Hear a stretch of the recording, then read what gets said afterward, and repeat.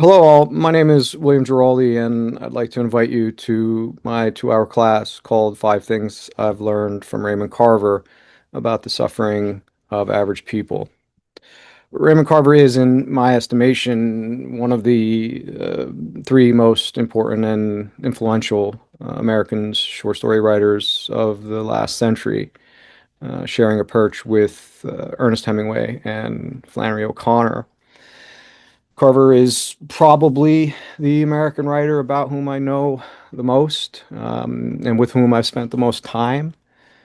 His stories have been with me for the past 30 years, ever since a mentor introduced me to his work when I was 19 years old, and attempting to become a writer myself.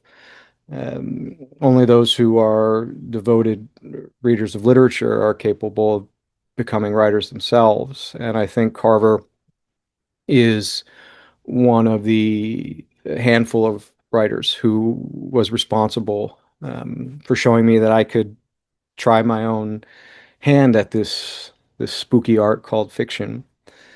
When I began teaching at BU 2 decades ago, I began, of course, by teaching Carver's um, imperishable stories, and was uplifted by how many of my students found him as irresistible as I did. Um, from the late 1970s until his death in 1988, Carver was one of the most celebrated and imitated story writers in America. One winces to think that he was only 50 years old when he died. He was cut down by lung cancer, having been an epic smoker for most of his life, as well as a committed alcoholic, until June 2nd, 1977. That's an important date in Carver. It was a very important day for him because that was the day on which he took his final drink and began what he often referred to as his second life. F. Scott Fitzgerald was never more incorrect when he said that there are no second acts in American lives. Carver was proof that there are.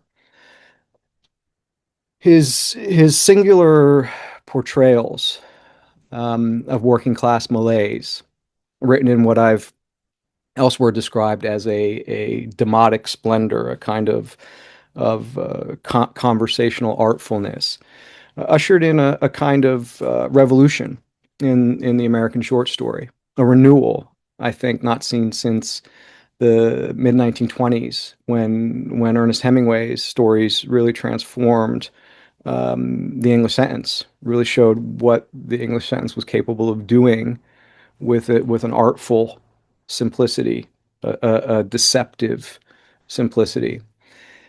Carver's story showed that that literature, that the real thing, that art can be made from the everyday anguish of common people. What I've described as the marriage is shot, the rent is due, cash is scarce, booze is near, and deliverance is nowhere. Um, the literary critic Irving Howe once pointed out that in Carver's world, ordinary life, he said, is the enemy of ordinary people. It's a beautiful description, and very accurate. On a purely surface level, Carver's stories really shouldn't have such magnetism. They really shouldn't lodge themselves so memorably um, in a reader's own conception of himself. And so I'm interested in looking at how and why Carver's stories achieve their particular power, their peculiar power, their immense ability to commune um, with readers. So I plan for us to closely examine five of Carver's best stories that are contained in his collection called Where I'm Calling From. This is a first edition, but there is a recent vintage paperback edition that has this famous photograph on the cover. Um, the stories that I would like to look at, those five stories are Collectors, Gazebo, Careful, Fever, and A Small Good Thing. Uh, I'll have occasion to refer to Carver's other stories, some of them very frequently anthologized, such as Fat, Neighbors, What We Talk About When We Talk About Love, Cathedral, Chef's House. Um, I'd also like to refer to some of Carver's personal essays, some of which are as beautiful and memorable as his stories. Essays collected in a volume called Fires. I'd like to discuss with you Carver's arduous life and the extent to which that arduous life fueled and fed his fiction.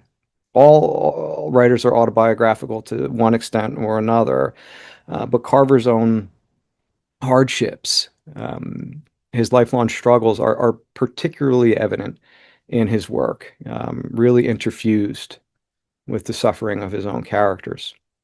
So whether you're coming to Carver fresh, never having read anything, or maybe never having heard of him, or whether you've been a lifelong admirer and reader, I hope you'll join us for this class.